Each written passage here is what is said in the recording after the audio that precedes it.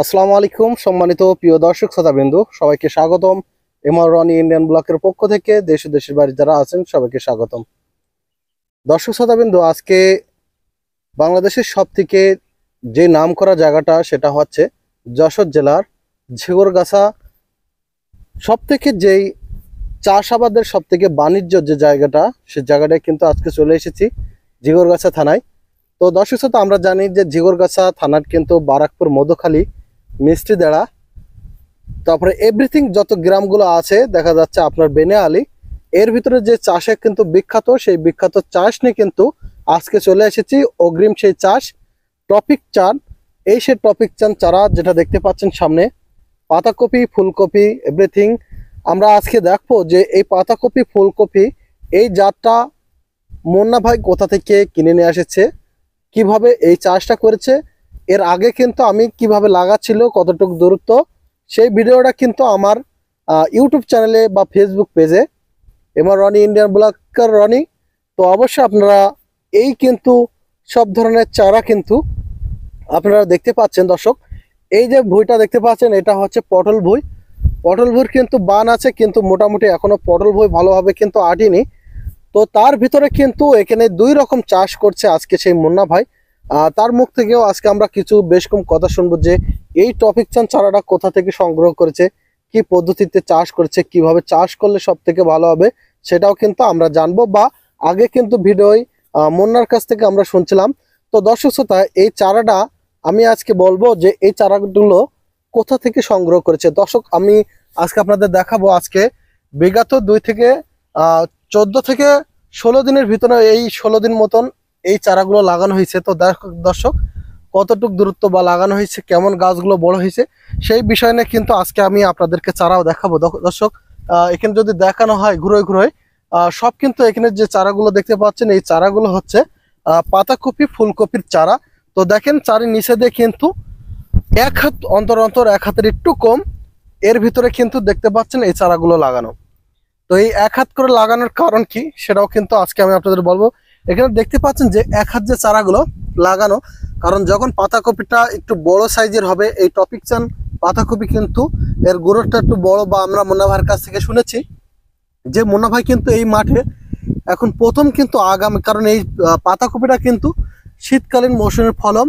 তো এই ফলনটা যদি আপনারা দেখতে পাচ্ছেন যদি আগে করতে পারেন, তাহলে কিন্তু শীত আসার আগে কিন্তু এই পাতাকপি, ফুলকপির কিন্তু আপনারা চাহিদা থাকবে একটু বেশি, বা এর দাম থাকবে বেশি। এর কারণে কিন্তু আমরা দেখতে পাচ্ছি এই পাতাকপিটা মুন্না ভাই আগাম হিসেবে লাগাচ্ছে। তো এই চারাটা কোথা থেকে সংগ্রহ করবেন, কি পদ্ধতিতে সংগ্রহ করবেন, তো আমার ইউটিউব চ্যানেলের ডিসক্রিপশন বোর্ডে আপনার দেওয়া থাকবে, বা আমার হোয়াটসঅ্যাপ নাম্বার, আমার ফোন নাম্বার দেওয়া থাকবে। তো অবশ্যই আপনাদেরকে আমি বলবো যে এই চারাগুলো মুন্না ভাই সংগ্রহ করেছে চৌগাছা, আপনার হচ্ছে একদম যে কোচ্ছাদপুর যেতে সংলগ্ন রোড, ডান সাইডে আপনি কোচ্ছাদপুর যাওয়ার আগে কিন্তু এই চারাটা কোথায় পাবেন তার নাম্বারটাও আমি দিয়ে দেবো। আমার সাথে ডিসক্রিপশন বোর্ডে যোগাযোগ করবেন যারা আগাম পাতাকপি চাষ করতে চাচ্ছেন, বা কি পদ্ধতিতে চাষ করবেন সেসব সম্পর্কেও কিন্তু তার মুখ থেকে অনেক কথা শোনা যাবে, বা আমি আপনাদেরকে এই চাষ করার সম্পর্কে বলবো। তার আগে আমি আপনাদেরকে দেখাবো এই বইটা পুরোপুরি ভাবে সুন্দর করে ঘুরে দেখেন। দর্শক, আজকে এই চারাগুলোর বয়স কিন্তু ছোট ছোট, একদম জালি থাকতে কিন্তু এই চারাগুলো উঠে নিয়ে আসার পরে লাগানো ছিল। আমি আপনাদেরকে কিন্তু দেখাইছিলাম যে এই চারাগুলো কিন্তু মোটামুটি আজকে 16 থেকে 17 দিন লাগানো হয়েছে। দেখছেন একটা গাছও কিন্তু, দর্শক শ্রোতা, শীতকাল বাদেও কিন্তু একটা গাছও কিন্তু মরেনি, বা আপনার দেখা যাচ্ছে আর 2 থেকে আড়াই মাস 3 মাসের মধ্যে কিন্তু এই পাতাকপি সুন্দরভাবে কিন্তু পাতা এসে যাবে। তো এর কি কি ট্রিটমেন্ট নিতে হবে, কি করতে হবে, সেগুলো কিন্তু আমরা মুন্না ভাইয়ের কাছ থেকে শুনবো, বা নেক্সট ভিডিওয়ে কিন্তু আপনাদেরকে দেখাবো যে কি কি স্প্রে করতে হবে, কি তেল ব্যবহার করতে হবে। তো দেখেন দর্শক, এক জমিতে কিন্তু এই যে 2 রকম ফসল কিভাবে কিন্তু একদম অল্প খরচে সহজে কিন্তু তারা চাষ করছে।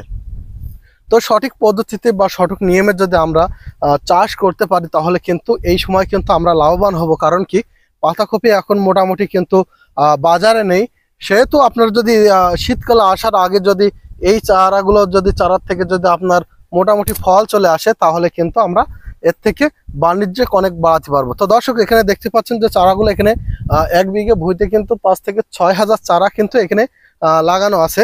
তো মোটামুটি এখানে 6 হাজার মতন চারা আছে। আমি প্রথম দিনকে কিন্তু আপনাদের ভিডিও করে দেখাচ্ছিলাম যে এই যে টপিক চান এই চারাগুলো, এই টপিক চান কিন্তু এই পাতাকপি কিন্তু এখন চৌগাছা ঝিগরগাছা মিশিদাড়া এভরিথিং যতগুলো গ্রাম আছে এই টপিক চান চারা কিন্তু এখন ঝিগরগাছা যশোরের ভিতরে কিন্তু সেই বিখ্যাত এই সেই আপনার হচ্ছে আগাম জাতের পাতাকপি ফুলকপির যে চারাগুলো। তো দর্শক, আপনারা যারা সঠিক পদ্ধতিতে বা সঠিক নিয়মে যারা আপনারা চাষ করতে চাচ্ছেন তাহলে কিন্তু আপনাদের অবশ্যই লক্ষ্য রাখতে হবে এই সময় যদি আপনারা চাষ করতে পারেন, চারা সংগ্রহ করতে পারেন বা আপনাদের যদি চারা দরকার হয় তাহলে কিন্তু অবশ্যই আমার সাথে যোগাযোগ করবেন বা আমার ভিডিওটা সম্পূর্ণ দেখবেন, কোথা থেকে সংগ্রহ করলে আপনারা কিনে লাগাতে পারবেন সেই বিষয়ে কিন্তু আমি বলেছি। এই চারাটা হচ্ছে চৌগাছার কোচাতপুর গ্রামের থেকে কিন্তু এই চারাগুলো কিন্তু সংগ্রহ করা হয়েছে। তো আমরা জানি যে কৃষক ভাইয়ের কাছ থেকে কিন্তু আমরা গিয়েছিলাম যে আসলে এর কেমন এই সময় কি ভালো এর মানে মোটামুটি গঠন হবে কি হবে না। তো সে কিন্তু বলেছে যে এই চারাগুলো কিন্তু আমরা কিন্তু সেখানে দেখেছি যে কোচাতপুরে এই সময় কিন্তু প্রচুর পরিমাণ এই পাতাকপি কিন্তু চাষ হচ্ছে।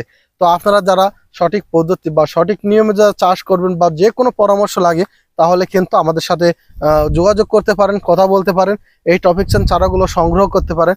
দর্শক, আমি আপনাদেরকে আগে দিনকে দেখাচ্ছিলাম চারা লাগানো বা কতটুকু দূরত্ব লাগানো। তো দর্শক, এখানে কিন্তু প্রায় 1 হাতের একটু কম কম করে একটা গাছ কিন্তু এখানে লাগানো আছে। তো এখানে যদি সব গাছগুলো দেখানো হয় তাহলে কিন্তু প্রত্যেকটা গাছ দেখেন অনেকটা কিন্তু সুষ্ঠু বা দেখা যাচ্ছে প্রতিটা গাছ কিন্তু বেঁচেছে। 2-1টা গাছ দেখা যাচ্ছে যেগুলো ছোট ছিল, দেখা যাচ্ছে পানির কারণে নষ্ট হয়ে যেতে পারে, তাছাড়া কিন্তু এখানে কোনো চারা কিন্তু নষ্ট হয়নি। তো দর্শক শ্রোতাবৃন্দ, আপনারা দেখতেই পাচ্ছেন আমরা যেই পদ্ধতিতে আবার যশোর জেলার এই ঝিগরগাছার কিন্তু এই নতুন পদ্ধতি কিন্তু আপনারা পটলও বিক্রি করতে পারবেন বা আপনার পাতাকপিও কিন্তু বিক্রি করতে পারবেন। দেখেন যখন এই পটলগুলো হয়ে যাবে, গাছ পরিপূর্ণ হয়ে যাবে, তাও কিন্তু পটল গাছেরও কোনো সমস্যা না বা পাতাকপিরও কিন্তু কোনো দিক থেকে সমস্যা হবে না। তো দর্শক, আপনারা যারা দেখছেন বা দেখবেন অবশ্যই ভিডিওটা কিন্তু সবাই দেখবেন, লাইক করবেন, শেয়ার করবেন। আপনাদের যাদের ভালো লাগবে এই কপি চাষ সম্পর্কে, তো অবশ্যই আপনারা যে কোনো পরামর্শ কোন সময় কি স্প্রে করতে হবে, কোন সময় কি সার দিতে হবে। আমরা লাগানোর আগে যে সারগুলো দিয়েছিলাম অবশ্যই আপনারা সবাই জানেন, টিএসপি, ইউরিয়া, পটাশ, এই দুটো সার কিন্তু মোটামুটি যে সময় আপনারা লাগাইছিলেন সেই সময় যদি একটু ব্যবহার করেন বা দেখা যাচ্ছে খালি জমিতে চাষ করেন তাহলে কিন্তু এই তিনটে সার কিন্তু আপনারা দিয়ে তারপরে কিন্তু এই চাষগুলো করবেন, তাহলে গাছের গ্রোথটা খুব সুন্দর হবে বা বড় হবে। আর দেখা যাচ্ছে আপনারা যদি পারেন জৈব সার, গোবরের সার, এগুলো যদি ব্যবহার করতে পারেন তাহলে কিন্তু আপনাদের জন্য আরো ভালো বা অধিক লাভবান হতে পারবেন। তো দর্শক শ্রোতা, কিন্তু আজকে এই পর্যন্ত শেষ করছি। সবাই ভালো থাকবেন। আসসালামু আলাইকুম, ধন্যবাদ।